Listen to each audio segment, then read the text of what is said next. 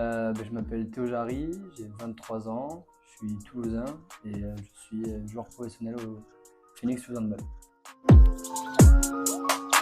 J'ai été formé au club, j'ai tout connu ici, ça fait depuis maintenant 10 ans que j'y suis.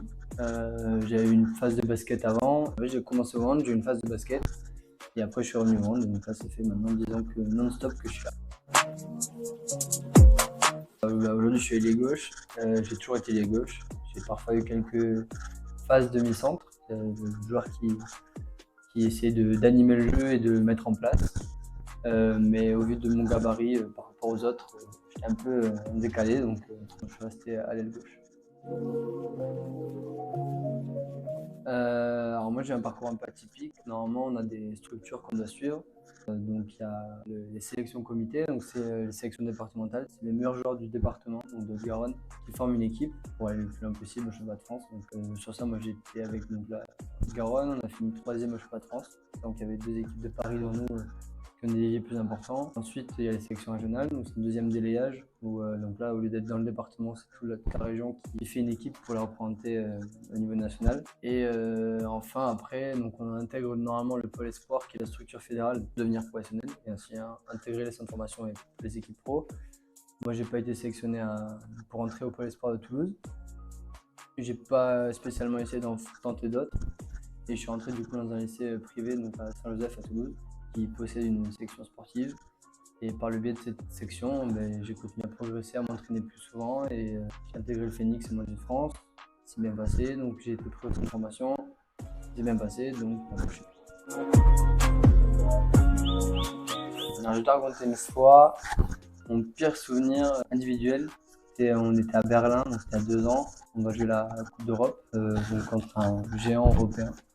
Et on était dans le match, tout le match, donc ça se jouait à pas grand chose. Et à la fin, j'ai fait une passe directement à l'adversaire. Donc ouais, individuel, je pense que c'est mon pire souvenir. Après sinon, collectif, ça remonte un peu plus longtemps. Avec les moins de 18 de France, donc ma dernière année, avant que j'intègre le centre de formation, on est allé à Nantes en 8e de finale, donc championnat de France. Et on est tombé sur une équipe de Nantes qui avait perdu aucun match de la saison, qui avait gagné tous ses matchs plus 10. Il y avait certains joueurs de Nantes qui sont encore actuellement, comme Théo Honard, par exemple, avec qui j'ai pu jouer à ce moment-là. En fait, on va là-bas, on part un peu avec des blessés, des absents, et on s'en sort. Au final, on perd 23-24 d'un but là-bas. Donc, on est vraiment dégoûté du résultat, mais on était quand même fiers de la performance qu'on avait et de la prestation qu'on avait faite. Mon meilleur souvenir, titre individuel, je dirais que c'était avec les pros l'année dernière. On va à Nantes et on fait match nul à Nantes. Donc Nantes joue les 3 premières places et que nous on essaye plus de viser les 3 à 6. Et en fait on fait match nul là-bas, match quasiment parfait.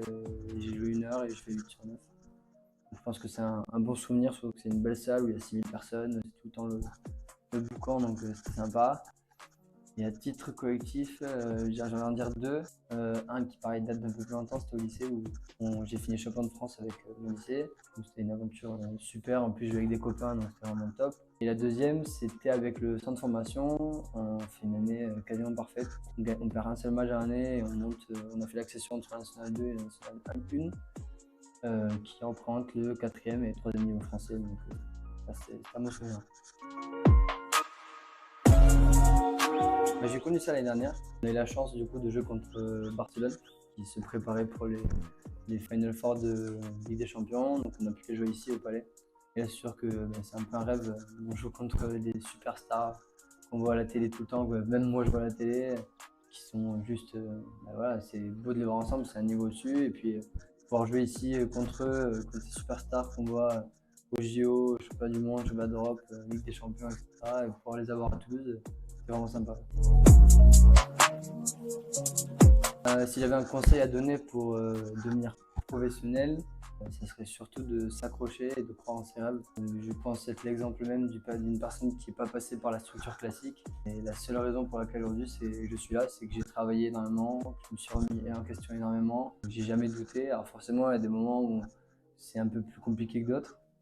Mais surtout, si on continue à travailler, qu'on y met la même intensité, le même sérieux, on se donne les moyens de progresser, d'aller plus haut, c'est comme ça qu'on progresse.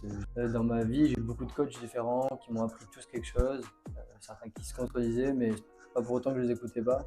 Et le fait de continuer à toujours emmagasiner beaucoup de conseils, beaucoup d'idées, aussi de points noirs à gommer, etc., c'est comme ça que j'ai pu arriver à ce niveau-là.